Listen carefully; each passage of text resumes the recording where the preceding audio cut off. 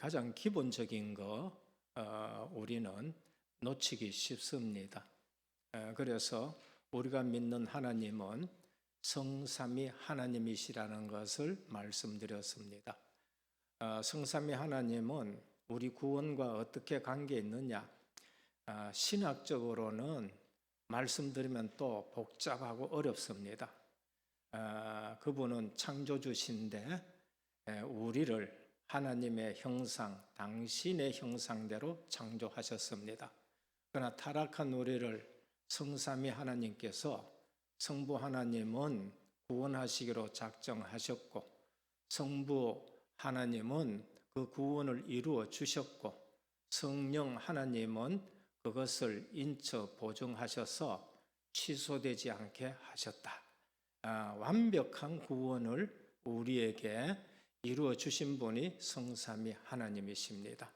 그래서 실제적으로 구약 시대는 성부 하나님이 말씀으로 이 모든 것을 예언을 해 주셨고 그 예언을 믿는 자들은 오실 예수 그리스도를 예언을 믿는 자들은 구원받고 신약 시대는 성자 그리스도가 육신의 몸을 입고 이 땅에 오셨는데 그것을 보고 믿는 자는 구원을 얻었고 그 다음에 말세 시대에는 그 사실이 그대로 이루어진 것을 믿도록 성령 하나님이 오셔가지고 우리 마음속에 역사하시고 중생시키시고 믿음을 주셔서 이 자리에 앉은 줄 믿으시길 바랍니다. 그래서 구약시대는 성부 하나님이 말씀으로 주도를 하셨고 신약시대는 성자 그리스도가 실제 오셔서 구속을 주도하셨고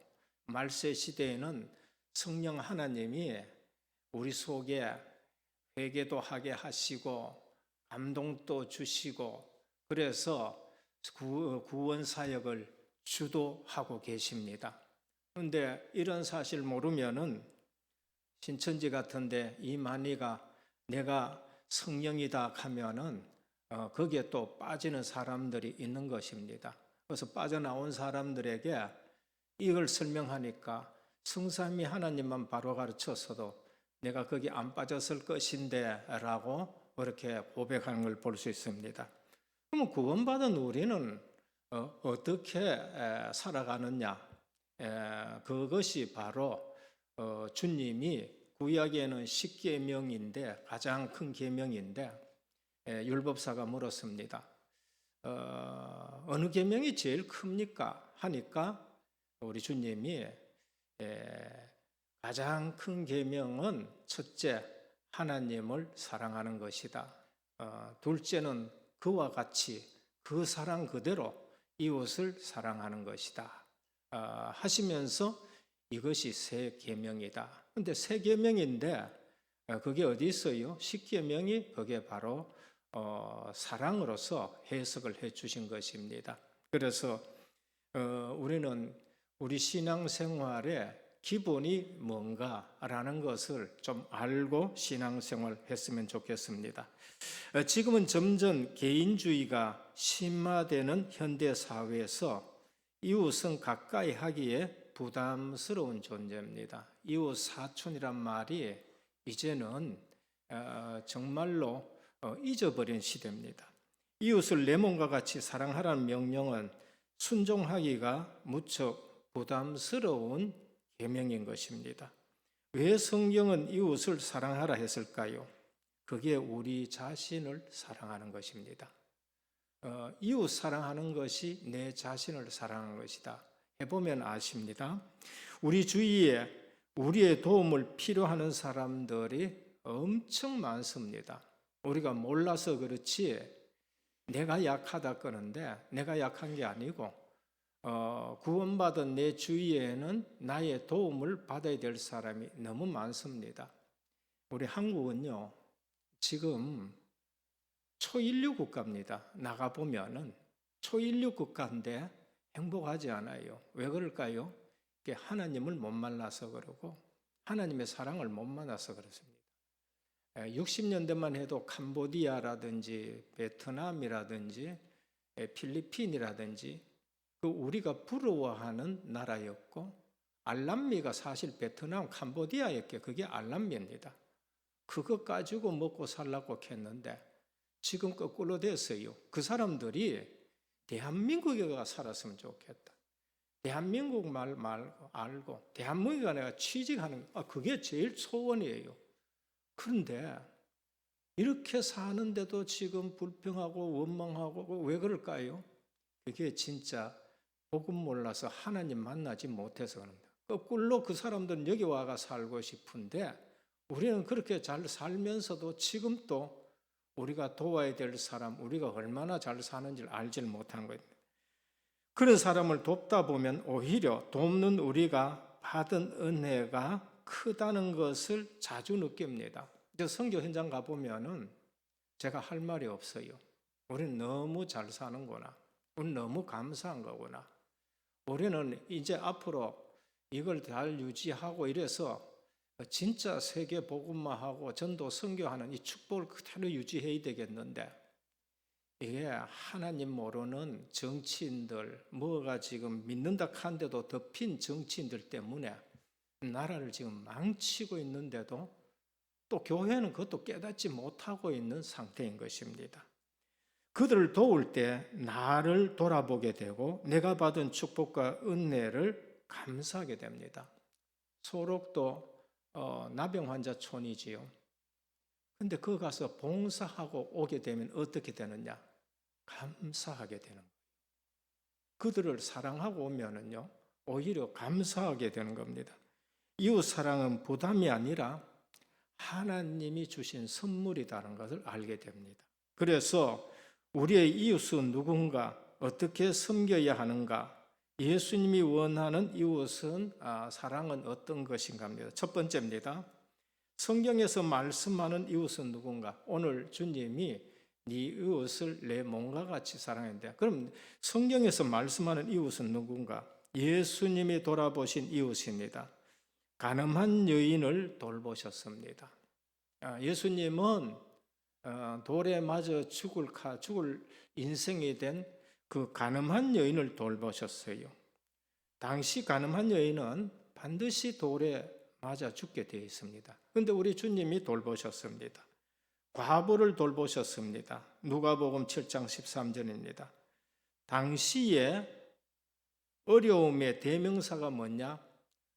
고아와 과부입니다. 성경에 고아와 과부 나오면은 어려움의 대명사로 보시면 됩니다.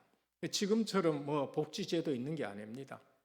그때는 새끼 멀뚱말뚱한 때인데 고아와 과부는 가장 어려운 분들이기 때문에 그렇게 말합니다. 그리고 나병 환자를 돌보셨습니다. 나병 환자는 당시에 어떤 처지에 있느냐? 율법을 어겨 저주를 받은 병이다 이렇게 되는 겁니다. 나병 환자는 일반 사람들 앞에 서지도 못해요. 서면 돌 맞아요. 나병 환자 가다가 저쪽에 사람들이 온다, 건강한 사람들이 온다, 그냥 가만히 있으면은 돌 맞습니다. 뭐라고 외치나? 난 나병 환자다고 외쳐야 돼요. 그래서 그분들이 돌아가기나 자기가 피해가 알도록 하는 겁니다. 그 당시에 나병 환자는 저주받은 자라고 이렇게 되어 있어요. 그런데 예수님은 돌보셨습니다. 정리합니다. 늘 소외당하고 무시당하는 사람들을 그것이 바로 이웃이라고 보시면 됩니다. 마태복음 4장 23절 24절에 백성 중에 모든 병과 모든 약한 것을 고치시니 그렇게 말씀하셨습니다. 그래서 이웃이 누군가 우리가 알아야 됩니다. 내보다가 어렵고 힘든 분들이 이웃이란 겁니다. 둘째입니다. 선한 사마리아 비유를 통해 이웃 사랑의 원리를 말씀해 주셨습니다. 강도를 만나 길에 쓰러진 사람에 대한 자세입니다. 여리고로 내려가는데 강도를 만나서 피 흘려 쓰러진 사람이 있었습니다. 제사장이 가다가 그냥 지나쳤습니다. 레위인이 가다가 또 지나쳤습니다. 율법에 의해 피 흘린 자 시체 가까이 하면 안 됩니다. 어떤 면에서는 제사 집례를 위해서 나는 어쩔 수 없이 간다 하고 또 갈 수 있고, 레위인 또 사명이 있기 때문에 또 지나갈 수도 있었습니다. 그러나 사실 율법의 정신을 잘못 이해한 것이죠. 그래서 이방 사마리아인은 그를 보고 불쌍히 여겨 도왔다 했습니다. 자기의 길을 가면서 도운 것입니다. 자기 길을 안 간 거 아닙니다. 도와주고 자기 길은 또 갔었습니다. 그리고 갔다 와서 내가 부비를 더 대주겠다 이랬습니다. 우리는 끝까지 도울 수 있는데 돌아와서까지도 도우겠다고 그렇게 말씀을 했어요. 그래서 오늘 본문에 등장한 사마리아인의 비유는 누군가? 사마리아인은 우리 강도 만난 우리를 도우신 예수님을 비유하십니다. 선한 분이죠. 제사장 레위인은 누구냐? 당시 종교 지도자들입니다. 강도 만난 자들은 우리를 말합니다. 강도 만나 죄로 죽어가는 인생을 도우신 것입니다. 그래서 요한복음 3장 16절에 보면은, 요한일서 3장 16절에 보면 그가 우리를 위하여 목숨을 버렸으니 우리가 이로써 사랑을 알고 우리도 형제들을 위하여 목숨을 버리는 것이 마땅하니라 그랬습니다. 여기서 알 수 있는 이웃 사랑의 길은 뭔가? 우리가 받은 사랑을 기억하고 그 받은 사랑대로 돌려주는 것입니다. 예수님이 우리의 위해 목숨을 버렸습니다. 오늘 한국에도 마찬가지입니다. 미국이나 영국에서 처음 선교사님이 들어왔었을 때에 우리나라 민족은 강도 만난 것입니다. 일본에 의해 가지고 완전 착취당하고, 또 일본 이전에도 나라 임금을 위해서 모든 백성은 하나님 모르면은요, 우리 삶 자체가 강도 만난 사랑 똑같습니다. 똑같아요. 그런데 토마스 선교사님 와가지고 성경책 한 권 던져주고 또 여러 권을 던져주고 돌아가셨습니다. 그 대가로 우리가 지금 이 복음을 받은 것이고, 진짜 어려웠을 당시에 언더우드 선교사님, 아펜젤라 선교사님이 4월 5일 부활절날 인천에 첫발 디딘 것이 우리 민족에게 복음을 전해주는 사랑의 복음인 것입니다. 실제 오늘날 역사를 잘못 가르쳐서 그렇지 대한민국이 될 수 있는 것, 얼마 전에 소련에서, 그러니까 러시아에서 학술 대회를 했습니다. 대한민국이 이처럼 잘 살 수 있었던 이유가 뭔가라고 학술 대회가 있었는데, 그 중에 제일 중요한 것이 뭔가? 이 대한민국에 복음이 제대로 들어왔다는 겁니다. 복음이 제대로 들어와 가지고 대한민국이 모든 나라 중에서 정말로 전쟁 국가 중에서 유일하게 세계 선진국의 대열에 서게 됐다. 그러면서 그거를 얘기를 해요. 기독교 정신이다. 그 이후에 또 박정희 대통령이 경제 부흥을 일으켰다. 그런데 가장 근본적인 것은 복음이 들어왔는 겁니다. 그래서 한글을 가르쳤고 성경을 한글로 해가지고 전부 가르쳤고, 그래서 전부 공부하게 됐고, 기독교 정신이다. 제가 알기로는요, 저 정치 얘기하는 거 아닙니다. 좌파들이 하는 것이니까 얘기합니다. 김구 선생을 자꾸 얘기하는데,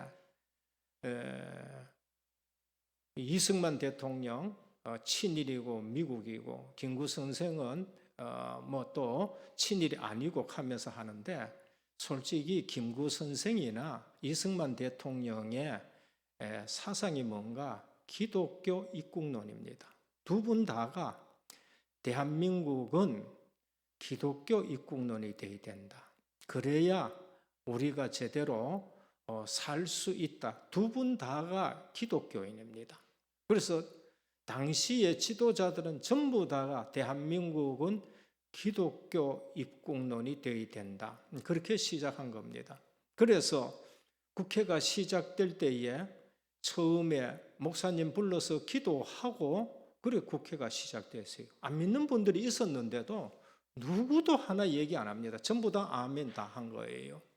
그러나 지금 하나님 없는 사상이 물결이 치고 학교에서 그걸 가르쳐서 지금 나라가 이 정도가 이 모양이 지금 된 것을 우리가 알 수 있습니다. 그래서 우리가 성경을 바로 안 가르치면은 잘 사는데 망하게 돼요. 성공했는데 그 성공이 저주가 된다는 걸 알고 앞으로 우리 은혜교회는 계속 성경으로 돌아가시기를 축복합니다. 성경으로 분명히 돌아가야 됩니다.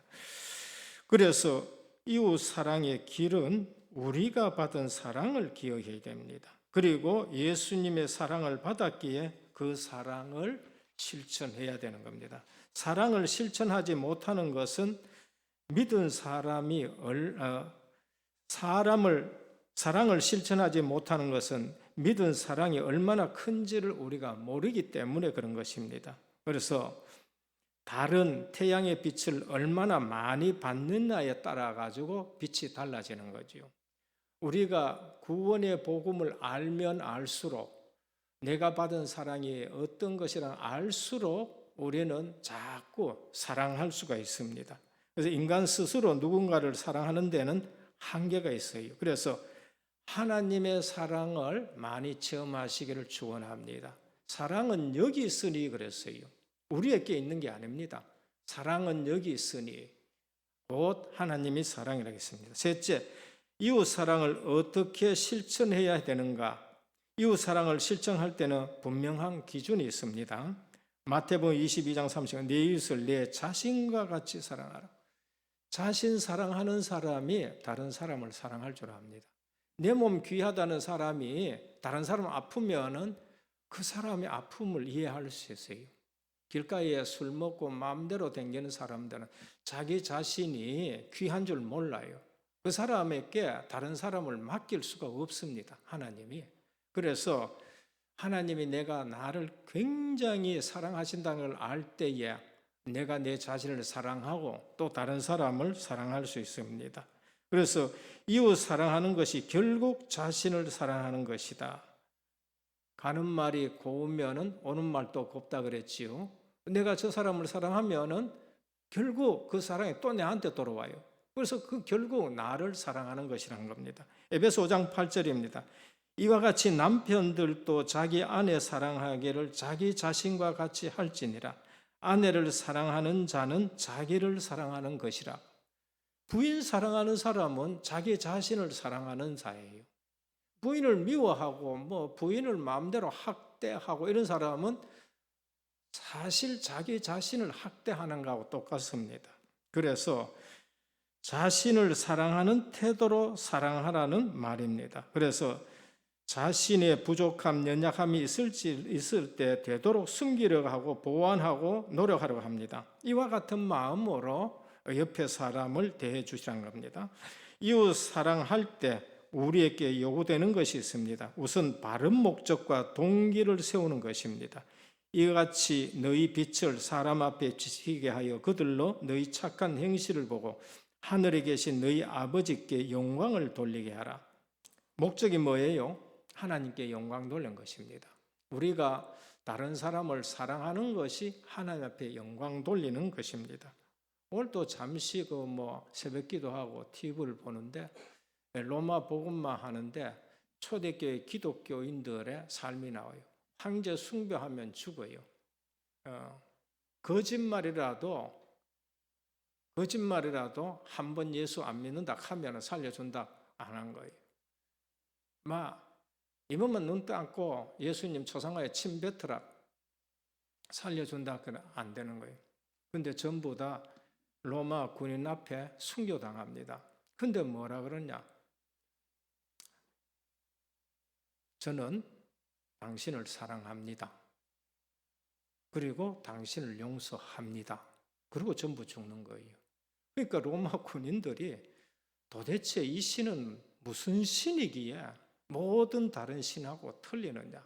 그래서 전부 다 예수 믿게 되고 양심의 가책을 느끼고 그래서 로마가 무릎 꿇었다라는 것을 우리에게 말씀합니다. 세상은 나와 이웃과의 관계만을 봅니다. 그러나 기독교는 하나님께 받은 사랑을 베풀고 이를 통해 하나님이 어떤 분이심을 알리는 것입니다. 하나님께 영광 돌리는 것이죠. 그래서 이웃 사랑의 동기가 중요. 고린도전서 13장 3절입니다. 저는 이것을 암송하라고 합니다. 저는 다 암송합니다. 너무 좋았어요. 내가 잘 하지는 못하지만은 말씀은 내가 간직해야 되겠다 싶어서 13장 다 암송합니다. 내가 내게 있는 모든 것으로 구제하고 또 내 몸을 불사르게 내줄지라도 사랑이 없으면 내게 아무 유익이 없습니다. 믿음 가는데 사랑 빠지면은 그건 가짜 믿음이에요. 역사 일어났는데 사랑 없으면 그 가짜라. 그게 13장 1절에서 3절까지입니다. 그래서 사랑이 동기가 되어야 이웃 사랑을 실천할 수 있습니다. 사랑 외에 다른 목적이 동기가 된다면 잠시는 가능하나 지속이 안 됩니다. 그래서 진심으로 다른 사람을 긍휼히 여기고 도와주는 마음이 중요합니다. 이웃 사랑의 실천과 자세입니다. 요한일서 3장 18 자녀들아 우리가 말과 혀로만 사랑하지 말고 행함과 진실함으로 하자. 성실하고 부지런한 힘으로 즐거움으로 해야 된다. 로마서 12장 8절입니다. 혹 위로하는 자면 위로하는 일로, 구제하는 자는 성실함으로, 다스린 자는 부지런함으로, 긍휼을 베푸는 자는 즐거움으로 할지니라. 6장 3절에서 4절 너는 구제할 때에 오른손이 하는 것을 왼손이 모르게 하여 내 구제함을 은밀하게 하라. 은밀한 중에 보시는 너희 아버지께서 갚으시리라. 이웃 사랑의 실천과 자세입니다. 그래서 오늘 또 실제적으로 우리가 이 말씀을 붙들고 큰 거 하지 말고 작은 것부터 하시길 바랍니다. 작은 것부터 해보면은요, 사랑이 이런 것이구나, 이웃 사랑이 이런 것이구나 합니다. 정리입니다. 최고 이웃 사랑이 복음 증거임을 알고 실천하자라는 것입니다. 안전뱅이가 구한 것이 무엇입니까? 돈과 물질입니다. 그런데 베드로와 요한이 준 것은 뭐예요? 나사렛 예수 그리스도 이름입니다.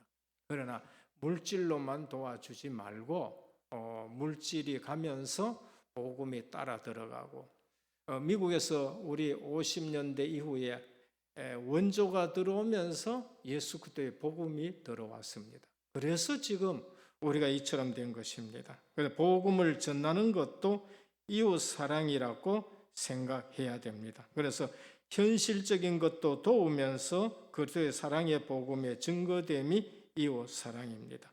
그래서 오늘 나의 이웃을 찾자. 나의 이웃이 누군가? 말씀을 통해서 우리가 기본을 한번 생각해 주시고, 그 다음에 실천할 것을 찾자. 실천할 것을. 그다음에 복음이 증거되는 사랑을 위해서 기도하자. 그래서 기도가 정말 그분들로 꼭 기도하는 것이 우리에게 사랑의 것입니다. 그래서 우리가 구원받았다, 계명이 있습니다. 구약 시대에는 율법이 계명입니다. 신약 시대는 새 계명을 준다, 서로 사랑하라라고 말씀했습니다. 그런데 누가 사랑할 수 있느냐? 하나님이 나를 이처럼 사랑했다는 것을 체험한 사람만이 진짜 복음의 사랑을 할 수 있습니다. 그래서 구원 하나 제대로 깨닫는 것이 가장 중요하다는 걸 알고, 우리가 공부 시간에 주의 말씀으로 기본부터 하나하나 정리가 되어지고, 큰일이 아니라 말씀 붙들고 기도하면서 하나님이 나를 변화시키가는 것이 체험되어지고 누려지는 공부 시간 되기를 주님의 이름으로 축원합니다. 하나님 아버지 감사합니다. 하나님은 사랑이십니다. 하나님은 우리를 사랑하셔서 독생자 그리스도를 이 땅에 보내주시고 우리로 은혜로 믿게 하여 주시고 자녀되게 하신 것 감사합니다. 우리는 주님을 의지하고 주님을 바라보면서 하나님이 우리를 얼마나 사랑하신지 그 구원의 은혜를 늘 묵상하고 그 구원의 은혜에 감격하는 신앙생활 되게 하옵소서. 오늘 또 우리가 기본이 너무 되지 않아서 신앙생활 모든 것에 성공했는데 기본이 없어서 무너지는 신앙생활이 되었습니다. 다시 기본을 다집니다. 아버지 하나님, 내 인생에도 주님이 주인 되시고 우리 교회도 주님이 주인 되시고 내 하는 모든 일에 주님이 주인 되어 주옵소서. 피로 값주고 사신 주님의 교회입니다. 우리로 피로 값주고 사셨기 때문에 내가 주인 되지 않고 주님이 주인 되기를 원합니다. 주님이 주인 되는 것은 주의 말씀을 듣는 것과 그대로 살아가는 것인데 연약한 저희들에게 말씀의 능력이 역사하여 주옵시고 기도의 성령이 역사하여 주옵시고 주님이 살아계심이 나타나고 내 힘이 아닌 주님의 사랑으로 사랑의 공동체 이루는 교회가 되게 하옵소서. 예수 그리스도의 이름으로 간절히 기도드립니다. 아멘.